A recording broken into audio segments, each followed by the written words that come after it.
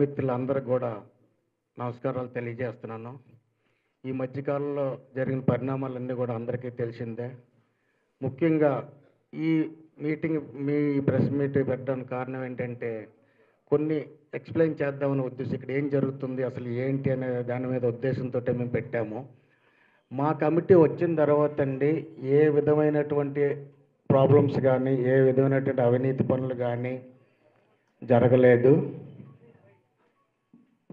ఏ విషయమైనా మీటింగ్లో అన్నీ చర్చించి మేము ఒక నిర్ణయం తీసుకుంటున్నామండి.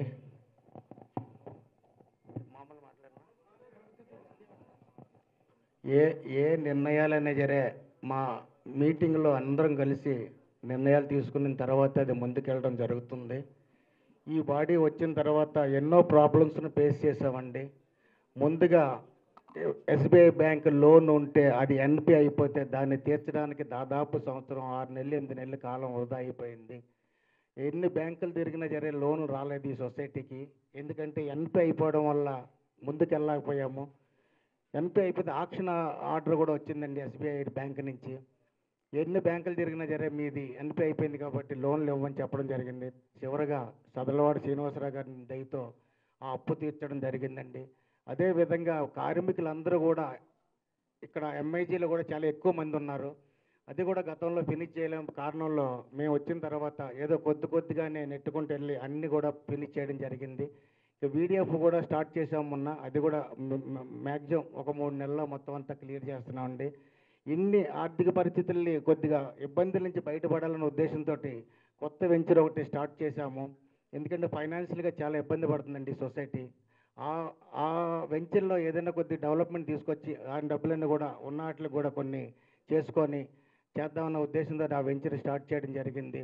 ఇలాగ ఎన్నో ఇబ్బందులు పడుతున్న ఈ కమిటీ ముందుకు వెళ్తుంది తప్ప కానీ ఏ అవినీతి కానీ ఏ తప్పు పనులు కానీ ఏమి కూడా జరగలేదండి. అన్నీ కూడా క్రిస్టల్ క్లియర్గా కూడా మనం సాగుతుంది సార్. అదేవిధంగా మొన్న వచ్చిన దీంట్లో కూడా మాదేమీ లేదండి. మా పాత్రలు కానీ మా విషయాలు కానీ ఏమీ లేవు. కావాలనే కొన్ని ఇబ్బందులు పెడుతున్నారు తప్ప కానీ అది కూడా మా సభ్యులే కొంతమంది ఇబ్బందులు పెడుతున్నారు తప్ప కానీ ఇక్కడ ఏ ప్రాబ్లమ్స్ జరగలేదని చెప్పేసి యాజ్ ఏ జనరల్ సెక్రటరీగా నేను మీ అందరికీ కూడా విన్నవించుకుంటున్నానండి. మాకు ఈ మధ్యకాలంలో వచ్చిన డబ్బులను బట్టి ఈ యొక్క 10% యొక్క ఇబ్బంది కూడా ఉండకూడదనే ఉద్దేశంతో ముందుగా ఒక 50,000 రూపాయల లోపు వాళ్ళని, 1,00,000 రూపాయల లోపు వాళ్ళని, 2 లక్షల లోపు వాళ్ళని అట్లా మా దగ్గర ఉన్న బడ్జెట్ను బట్టి, అలాగే కన్స్ట్రక్షన్ కూడా ఆగకుండా ఉండాలని చెప్పేసి కొంచెం కన్స్ట్రక్షన్గా వాడటం, మిగతాది ఇట్లా రిఫండ్ ఇవ్వటం, మళ్ళీ చంద్రబాబు గారి దగ్గర తెచ్చిన అప్పు తీర్చడానికి వారికి ఇన్స్టాల్మెంట్లు కట్టడం, వడ్డీలు కట్టడం, ఇవన్నీ ఒక బ్యాలెన్స్ చేసుకుంటూ వస్తూ ఉన్నాం. కానీ వీరు చేసే పనుల వల్ల వ్యవస్థ అంతా ఆగిపోతుంది. దీంట్లో ముఖ్యంగా ఈ మధ్యకాలంలో నేను ఎవరి పేర్లు ఉచ్చరించకూడదు, ఎవరిని చేయకూడదు కాబట్టి నేను ఎవరిని మాట్లాడలేదండి. నేను అంతిమంగా చెప్పేది ఒకటే, ఇక్కడ సభ్యులు ఫ్లాట్స్ అలాట్మెంట్ కాని వాళ్ళు, అలాట్మెంట్ అయ్యి తొలగించబడ్డ వాళ్ళు, వారు ఈ మధ్యకాలంలో బాగా మా మీద కంప్లైంట్స్ పెట్టడం విపరీతంగా, వారి వల్ల సొసైటీ మనుగడ ఆగిపోవటం ఇవన్నీ కూడా జరుగుతూ ఉన్నాయి. వారికి ఒకటే నేను చెప్పేది, అంతిమంగా సొసైటీలో ఏ ఒక్క అంశాన్నైనా సరే 2 భాగాలుగా మేము పరిగణలో తీసుకుంటామండి. ఒకటి, సొసైటీలో సభ్యత్వం తీసేయాలంటే 2 ఉంటాయి. ఇక్కడ వారు ఫ్లాట్ క్యాన్సిల్ చేయాలన్నా సరే ఏంటంటే దానికి కారణాలు ఉంటాయి. ఒకటి, క్లియర్గా చిత్రపూర్లో సభ్యుడు జాయిన్ అయిన రోజు సభ్యుడే డైరెక్ట్గా డిక్లరేషన్ ఇస్తాడండి మాకు. మేము ఏ ఒక్క అంశాన్ని కూడా మేము ఇంతవరకు కూడా ఎప్పుడు కూడా బయట పెట్టుకోలేదు. ఎందుకంటే క్లియర్గా డిక్లరేషన్ పత్రం ఇస్తాడు, దాంట్లో క్లియర్గా రాస్తాడు ఫ్లాట్ అలాట్మెంట్ అయిన తర్వాత 25% కడతాము, మిగతా ఇన్స్టాల్మెంట్లు సొసైటీ చెప్పిన విధంగా కట్టకపోతే నా సభ్యత్వం తీసేసే అధికారం కానీ, నా ఫ్లాట్ క్యాన్సిల్ చేసి వేరే వాళ్ళకి ఇచ్చే అధికారం కానీ పూర్తిగా మీకు ఉంది అని క్లియర్గా సంతకం పెట్టిస్తాడు మాకు. మేము ఇప్పుడు కూడా ఆ పరపతి ఎప్పుడు ఉపయోగించలేదండి మేము. ఎందుకంటే క్లియర్గా ఇక్కడ ఉంటుంది 25% కట్టిన తర్వాత ఎలా స్లాబ్ వైజ్ కట్టాలి, ఎలా అని ఒక 6 భాగాలుగా విభజించడం జరిగింది. అలా కట్టకపోతే నా ఫ్లాట్ తీసేయండి అని చెప్పేసి వారికి ఇచ్చిన ప్రతి అలాట్మెంట్ లెటర్లో కూడా ఉంటుందండి. ఎప్పటికప్పుడు, ఎందుకంటే మేము కూడా మన సభ్యులే అని చెప్పేసి మేము కూడా ఎప్పటికప్పుడు ఎగ్జామ్షన్ చేసుకుంటూ వెళ్తే ఈరోజు సొసైటీ మనుగడికి ఆటంకం కలిగే విధంగా వారు కూడా సృష్టించడం అది చాలా బాధాకరంగా ఉంది. అసలు సొసైటీ ఎందుకు ఏంటి కమిటీగా ఎందుకు పనిచేయాలనే యొక్క నిరాసత్వంలోకి కమిటీ సభ్యులు కూడా రావడం జరుగుతుంది. మేము చేసిన తప్పేంటి అనేది ఎవరికి అర్థం కాలేదు. ఎవరైనా నిజంగా సొసైటీలో ఉన్న అమౌంట్స్ మిస్యూజ్ చేసి సొసైటీలో ఫండ్స్ కనుక తింటే దాన్ని తప్పుగా భావించవచ్చు. ఇక్కడ అనర్హతగా ఉన్న ఫ్లాట్స్ వాళ్ళు కట్టమన్న డబ్బు సరైన సమయంలో కట్టలేక సొసైటీ మనుగడ ఇబ్బంది పడుతుంటే వాళ్ళని తీసివేయడానికి కూడా మేము డైరెక్ట్గా తీసేయకూడదు. వాళ్ళకి నోటీసులు రాస్తాం, క్లియర్గా కట్టండి, కట్టకపోతే వాళ్ళ చట్ట ప్రకారం తీసివేయబడును అని క్లియర్గా మేము ప్రతి ఒక్క లెటర్లతో కూడా క్లియర్గా వాళ్ళకి రాసి మేము తీసివేయడం జరిగింది.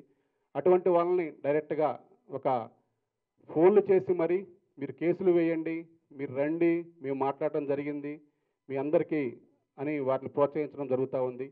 అది కరెక్ట్ కాదు. అలాగే కొందరు తర్వాత మాకు మీ అందరికీ కూడా తెలుసు, ఈ సొసైటీలో 19 నుంచి 2021 వరకు 51 ఎంక్వైరీ జరగటం, 51 ఎంక్వైరీ రిపోర్టు ప్రకారం క్లియర్గా అప్పుడు మీకు బాగా తెలుసు, చాలామంది కొన్ని సంస్థలు పెట్టుకొని పోరాటాలు చేసి అసెంబ్లీ ముట్టళ్ళు చేసి ఇక్కడ సినిమా కాని వాళ్ళు ఉన్నారు వాళ్ళందరినీ తీసేయండి అని చెప్పేసి ఉద్యమాలు చేస్తే 51 ఎంక్వైరీ పడ్డది. గత ప్రభుత్వం మాకు 51 ఎంక్వైరీ వేయడం జరిగింది. ఆ ఎంక్వైరీలో ఎవరు సినిమా వాళ్ళు కాదో గుర్తించండి, వారిని తీసివేయండి అని చెప్పి క్లారిటీగా క్లియర్గా ఇవ్వడం జరిగింది. మేము వచ్చిన తర్వాత అది కూడా వారికి మరొక అవకాశం ఇస్తూ మీరు పలానా కార్డు ద్వారా పలానా లెటర్ ద్వారా మీరు ఈ సొసైటీలో సభ్యత్వం పొంది ఉన్నారు, మీ మీద ఇట్లా అభియోగాలు వస్తున్నాయి, ఈ కార్డు మీరు నిర్ధారణ చేసుకోండి అని చెప్పేసి వారి దగ్గర నుంచి మేము సమాధానం కూడా కోరడం జరిగింది. అలాగే వారు ఏదైతే మాకు సభ్యత్వం ద్వారా మా దగ్గర యూనియన్ సభ్యత్వం ద్వారా సొసైటీలో జాయిన్ అయ్యారో వారి సభ్యత్వాలను అన్ని యూనియన్లకు పంపించి వారి యొక్క డేటా కూడా తెప్పించుకొని వారి సభ్యులా కాదని గుర్తించిన తర్వాత వారికి నోటీసులు కూడా రాయడం జరిగింది. దాంట్లో స్పందించిన వారు సభ్యులుగా ఉన్నారు, ఫ్లాట్స్ అలాట్మెంట్ జరిగింది, వాళ్ళకి రిజిస్ట్రేషన్ జరిగింది, వాళ్ళు హ్యాపీగా ఇళ్లలో ఉంటున్నారు.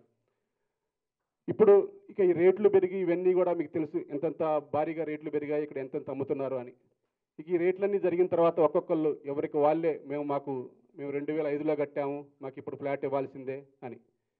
యాక్చువల్లీ ఇప్పుడు గవర్నమెంట్ కూడా అనేది ఏంటంటే మీరు తీసివేసే అధికారం ఉంది కానీ ఆ మనీ రిఫండ్ ఇవ్వచ్చు కదా అంటారు.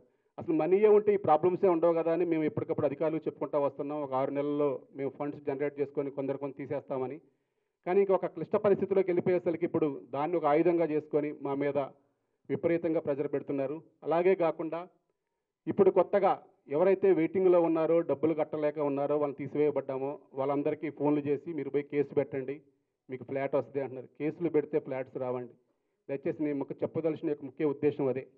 కేసులు పెడితే అసలు మీరు అడిగే హక్కు కూడా కోల్పోతారు. ఇక్కడ కేసు అయిన దాకా మీరు ఇవ్వలేరు. ఒకళ్ళు ఇచ్చినా మా చేతిలో ఏముండదు. అది మళ్ళీ కోఆపరేటివ్ డిపార్ట్మెంట్ దగ్గర మీరు ఎవరు ఏమిటి ఎప్పుడు డబ్బు కట్టారా లేదా అసలు మీరు నిజంగా సినిమా వాళ్ళే కాదా పూర్తి ఎంక్వైరీ ఎదుర్కొన్న తర్వాతనే మీకు ఫ్లాట్ వస్తుంది తప్ప నా మీద సొసైటీ కమిటీ మీద వ్యక్తిగతంగా ఏదో కేసులు పెడితే ఫ్లాట్ రాదండి. For more videos like this, subscribe Big TV channel.